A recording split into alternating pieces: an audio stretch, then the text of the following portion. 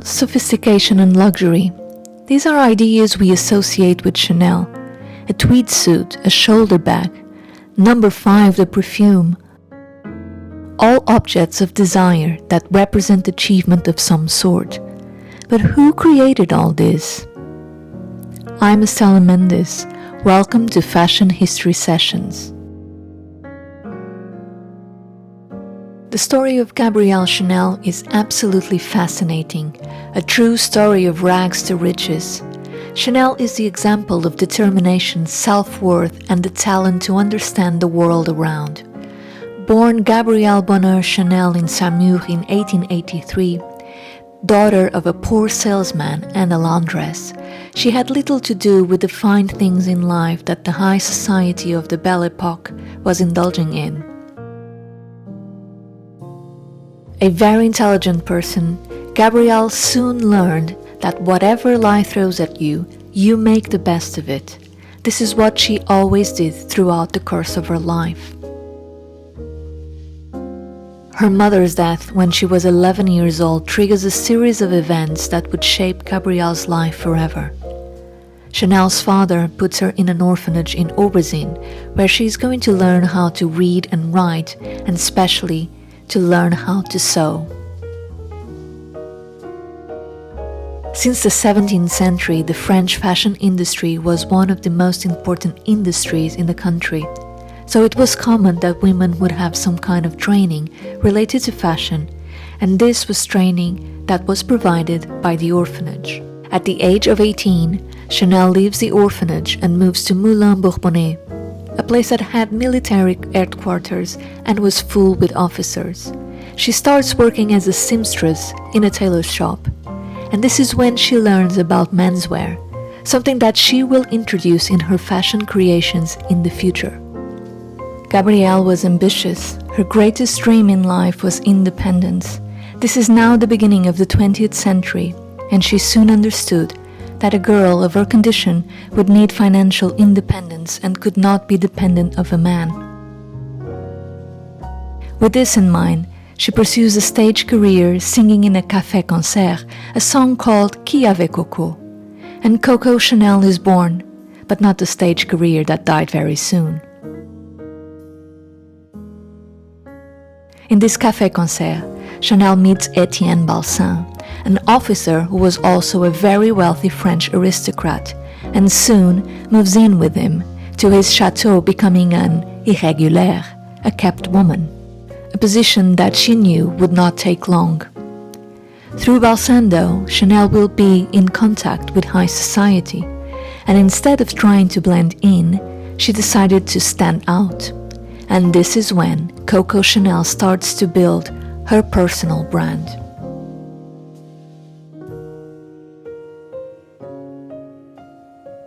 Chanel started to play with clothes, mixing menswear pieces with women's wear.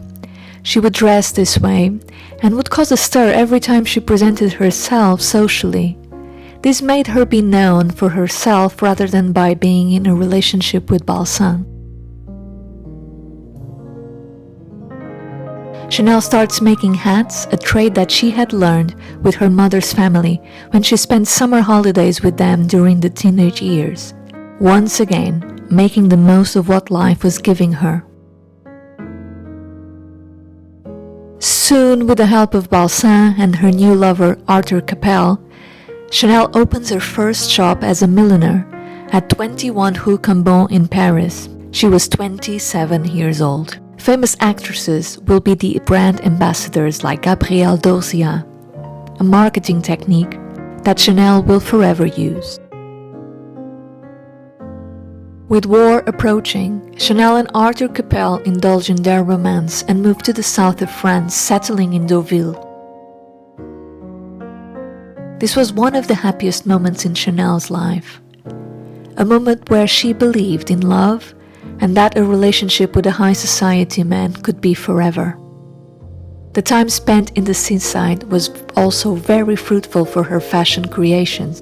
Parisian high society was flocking to the south of France with the approach of the war, and Chanel started to experiment with affordable materials and offering comfortable clothing to her clients.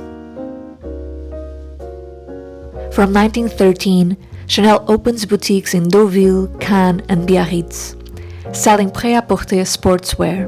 Her collections become very popular, and by 1917, Harper's Bazaar report that Chanel mode is on the list for every fashionable woman. With the end of the war in 1918, Chanel returns to Paris and opens Chanel Mode in 31 Rue Cambon, where she still is today. She pays off her investors and her chiefs her greatest goal in life: independence. What made Chanel so successful in times of war? It was mostly her creativity and her sense of understanding the needs of women in that very moment. In 1913, she launches her first suit, which was a jersey suit. Jersey was a textile mainly used for men's undergarments, but with the approach of war, there was not a great deal of abundance of textiles. So Chanel introduces affordable fabrics in high-quality designer clothes. This suit was very successful, not only with the public, but also with the critics, appearing in fashion magazines like Vogue and Harper's Bazaar. With this suit, Chanel opens the way to what her brand would be about. A kind of fashion that understands the need of the modern woman, the idea of effortless chic expressed through simplicity, the combination of comfort, function, and beauty, mixing masculine clothing with feminine clothing, the use of affordable materials like flannel, jersey, and linen, and above all, evoking the natural forms of the female body. Employing these principles, Chanel enters the 1920s, where she will reign. The suit will be reinvented in knitwear, which was very popular in this decade. In the 1920s, Chanel makes history with the little black dress. She had already experimented with a long black dress with a white collar worn by actress Suzanne Orlandi around 1913, but now, in 1926, Chanel is modeling a short version. Until now, black was a color devoted to mourning and servitude. At first it caused a shock, but later women started to see how cool it was. After all, Chanel was the cool of the 1920s. By the 1930s, the house of Chanel was a household name, synonymous with style and chic. Her haute couture business is booming and her fashion becomes more glamorous. The fashion of the decade was indeed more feminine and glamorous. Chanel starts to show a consistent color palette that would prevail until today. The black that she believed accentuated the essential, the white that illuminates, the beige that brings warmth, gold that represents ostentation, and inspiration by Italian Baroque, and red, the color of life.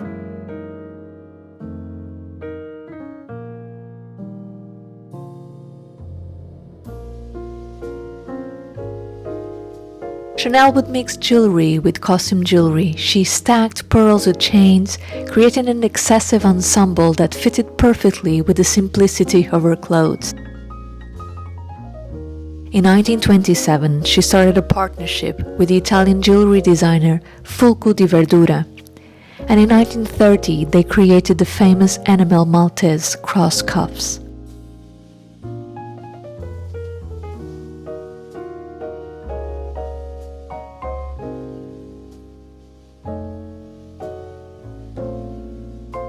Chanel thought that fashion had made her a rich, independent woman, but she hadn't seen anything yet. By this time, it was already common for couturiers to launch fragrances, so Chanel decides that this is the time to do the same. In 1921, she meets Ernest Pau, a Russian perfumier, and commissions him a perfume. The difference in this perfume is that it is synthetic, though it was not the first synthetic perfume, and it was created with a combination of 80 different scents.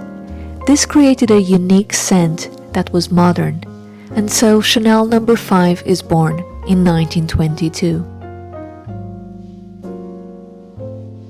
2 years later, Chanel wants to distribute her perfume that was only sold in her boutiques. She is introduced to Pierre Wertheimer, who owned the cosmetic company Bourjois, by the owner of the Lafayette Galleries. They make a deal: 70% to Wertheimer, 20% to the Lafayette Galleries, and 10% for Chanel.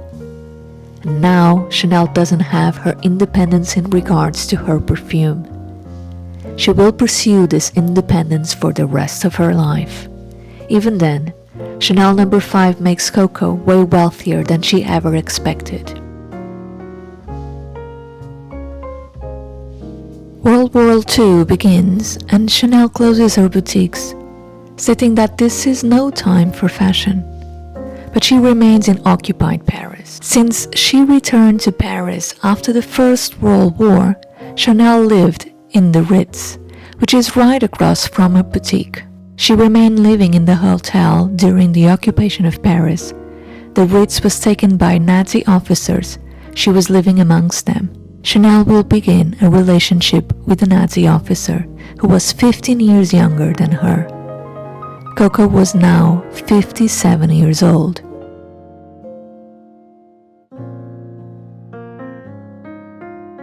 In 1918, Arthur Capel, the great lover of her life, married an English aristocrat, relegating Chanel to the condition of mistress. He died 1 year later of a car crash, crushing all her expectations of love and marriage. Chanel never married. She lived a free life, engaging in relationships, sometimes long ones, with many men. One of her longest relationships was with the Duke of Westminster for 10 years. This relationship will be in the future reflected in Chanel's fashion. When the war ended, Chanel left Paris, retiring from the world of fashion and exiling in Switzerland.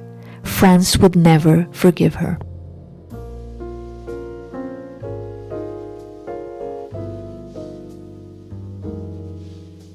The 1850s silhouette consisted in a very small waist, enabled by the use of a corset and full skirts, with crinolines and petticoats. In 1947, Christian Dior launches his first collection called Carole. He presents a silhouette with a very small waist with a full skirt, which length would be 40 centimeters from the ground.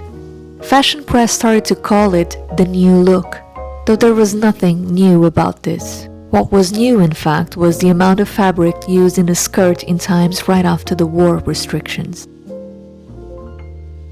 It caused bad reaction, but it was also praised by women who wanted to feel beautiful and feminine again. Coco Chanel remembered well the restrictions of dress in the Belle Epoque, and that was something that she always fought against. Freedom of movement, comfort, the natural forms of a woman's body. That's what she always stood for. Gabrielle Chanel will not contain herself when she sees the new look and ends her exile in the name of fashion. She reignites her career at the age of 70. In 1953, Gabrielle Chanel returns to Paris and starts working in her new collection. But what is Chanel fashion going to be in the second phase of its existence? This is the moment where Chanel, as we all know it today, is born. In 1954, Coco Chanel launches her new collection. The French hated it. After all, they were hating Chanel for staying in Paris during the occupation and engaging with the Nazis. To their eyes, she was a traitor. But American press loved it, and it was the American press who saved Chanel. American market somehow saved the haute couture business that had suffered tremendously during the war.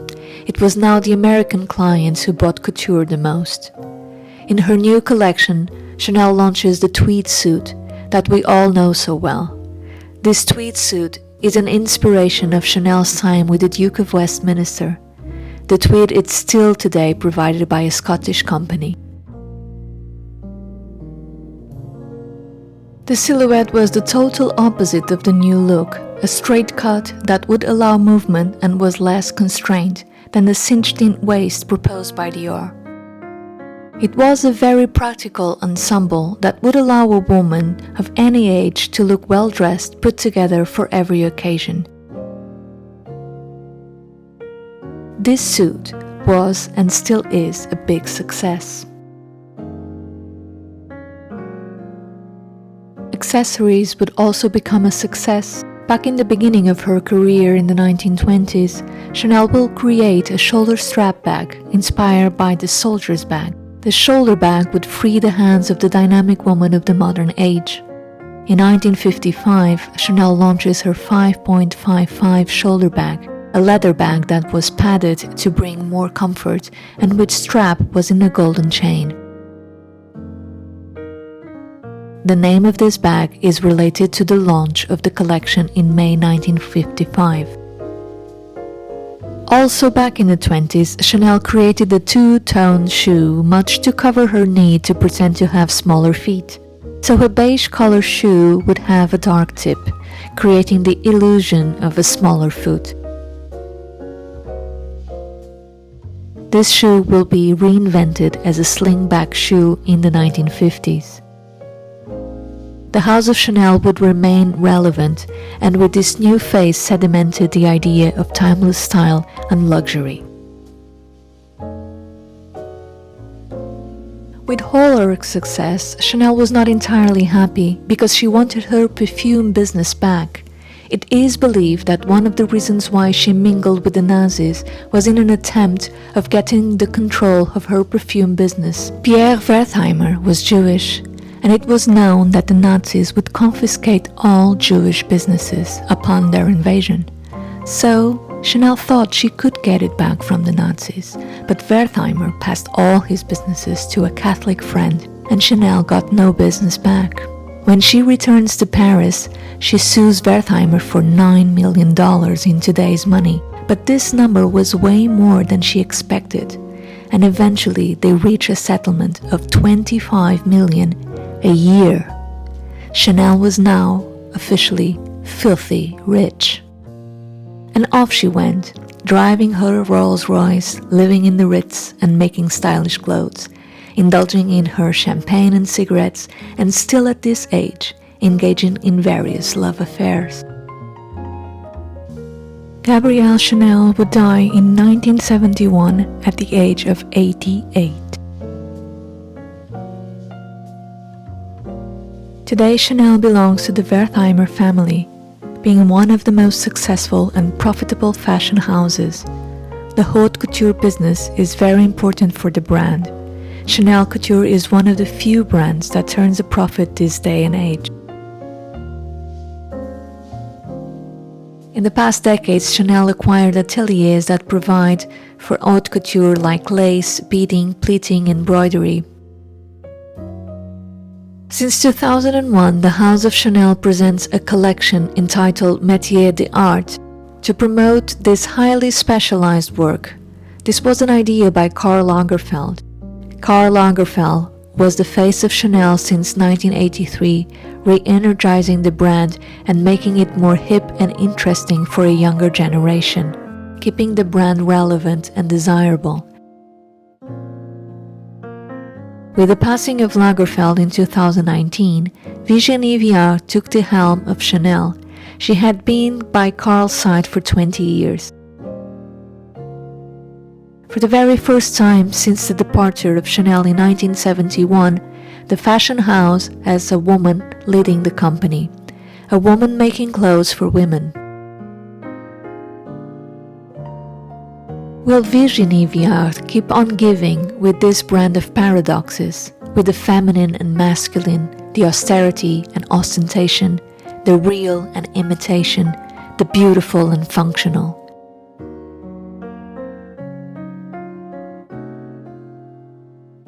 Chanel did not left us with fashion. Her legacy is style and attitude. Please let me know what you think of Chanel in the comments below. This was Fashion History Sessions on Chanel. If you liked this video, please don't forget to like and subscribe.